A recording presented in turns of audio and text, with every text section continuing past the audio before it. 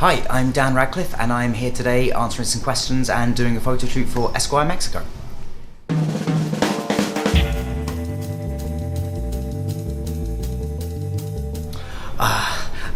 Jacob Gershon is the pseudonym I gave myself when I was writing poetry, and some of that poetry got published by a very kind magazine editor when I was 16, who gave me a chance to publish it, and then the Daily Mail obviously unmasked my fake name and I think reviewed my poetry in the Daily Mail, not kindly, but you know, and now I look back on it and I go, oh my god, I was writing such sort of teenage poetry that it's quite embarrassing now, but you know, I'm glad I did it.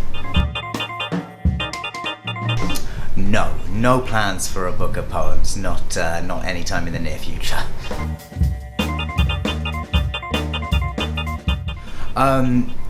You know, it's amazing having a portrait in the National Portrait Gallery. It's one of those things that is just insane. It's an insane thing about my life, and my life is full of these things that I like forget how crazy they are, and then sometimes somebody will say to me like, you have a painting in the National Portrait Gallery, and I'll go, oh yeah, that's crazy.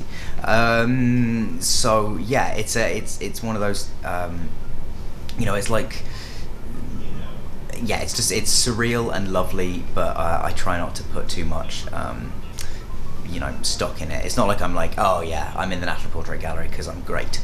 It's just something that happened.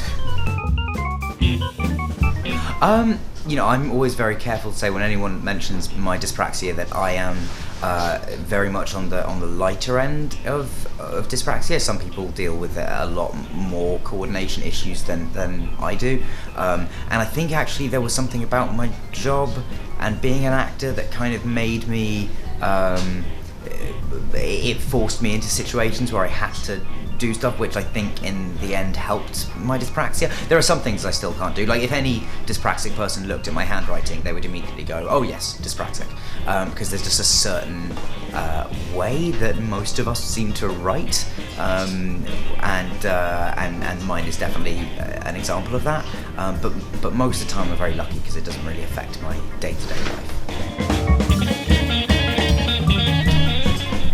Oh god, it's been very long since I had to make the perfect spell, so I don't really know anymore. Yeah, I don't know how to answer that, I'm afraid.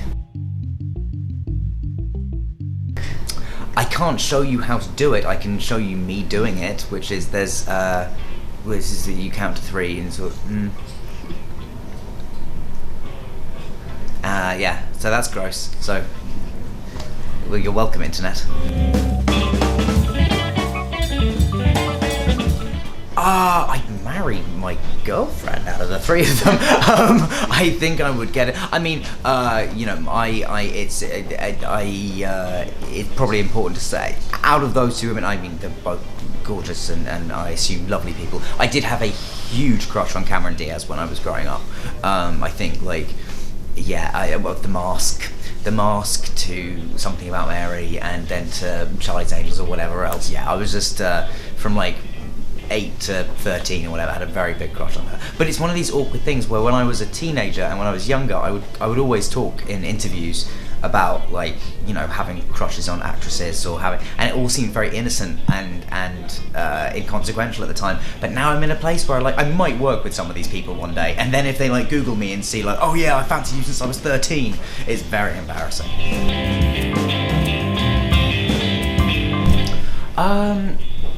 Spider-Man? I guess just because he's the coolest, and you know they seem to be really into casting Brits.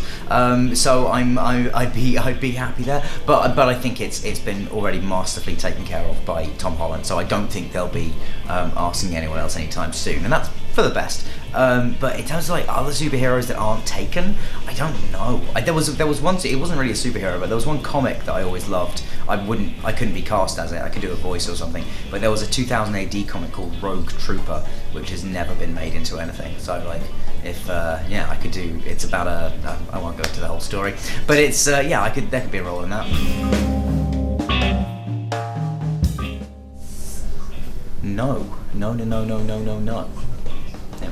Sorry, I do. It's the rapping thing is something I did like a couple of times, and then I'm like, okay, I'm gonna leave. I've done a really good version of it, and I don't want to do a bad version of it again.